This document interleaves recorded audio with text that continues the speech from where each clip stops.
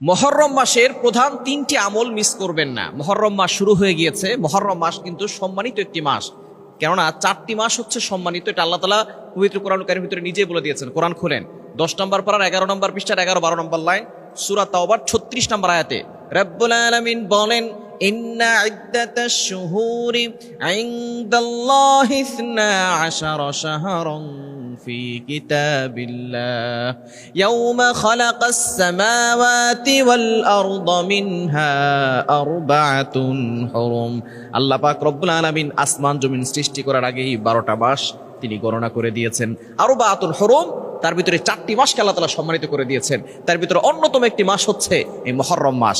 এই মুহররম মাস অত্যন্ত ফজিলতপূর্ণ, সুতরাং এই মাসে 3টি আমল মিস করবেন না। নাম্বার 1, 1 নম্বর হচ্ছে আপনি বেশি বেশি করে রোজা রাখবেন। বিশেষ করে মুহররমের 10 তারিখ আশুরার দিনে রোজা রাখার চেষ্টা করবেন। নবীজি সাল্লাল্লাহু আলাইহি সাল্লাম যখন মক্কা থেকে হিজরত করে মদিনায় গেলেন, তখন তিনি দেখেন ইহুদিরা রোজা রাখে মুহররমের 10 তারিখে। তিনি তাদেরকে জিজ্ঞেস করলেন, তোমরা কেন রোজা রাখো নবীজি সাল্লাল্লাহু আলাইহি সাল্লামকে? তারা বলল, এই দিনে মুসা আলাইহিস সালাম ফিরআউনের কবল থেকে মুক্তি পেয়েছিলেন। ফিরআউন সাগরে ডুবে মারা গিয়েছিল।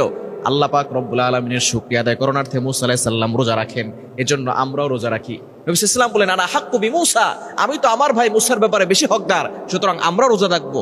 তবে ইহুদিদের বিরোধিতা করতে হবে, আমরা 9, 10 অথবা 10, 11 2 দিন রোজা রাখবো। এজন্য মুসলমানরা মুহররমের 10 তারিখে এবং 9 তারিখ অথবা 10 অথবা 11 এই 2 দিন রোজা রাখার চেষ্টা করবেন। কারণ হাদিসের ভিতরে এসেছে, আফজালুস সিয়ামি বাদা রমাদান শাহরুল্লাহিল মুহররম, কারণ রমজানের পরে সবচেয়ে গুরুত্বপূর্ণ এবং ফজিলতপূর্ণ রোজার মাসই হচ্ছে মুহররম মাস। এবং আপনি প্রতি সপ্তাহে সোমবার বৃহস্পতিবার রোজা রাখতে পারেন, এবং আইয়ামে বীজের রোজা 13, 14, 15 তারিখে রোজা রাখতে পারেন, এবং বিশেষ করে আশুরার দিনে রোজা রাখলে 1 বছরের গুনাহ আল্লাহ তাআলা ক্ষমা করে দিবেন। এজন্য 1 নম্বর হচ্ছে রোজা রাখবেন।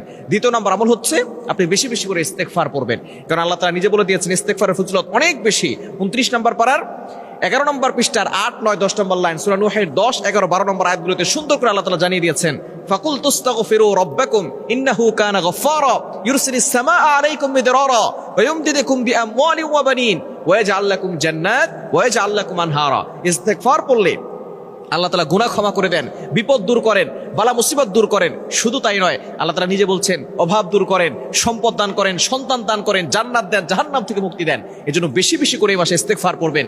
আর 3 নম্বর আমল হচ্ছে নফল ইবাদতের মাত্রা আপনি বাড়িয়ে দিবেন। বেশি বেশি করে জিকির করবেন, নফল নামাজ পড়বেন, দান সদকা করবেন, কোরআন তেলাওয়াত করবেন। দেখবেন মুহররম মাসে আপনার ভাগ্য পরিবর্তন হয়ে যাবে।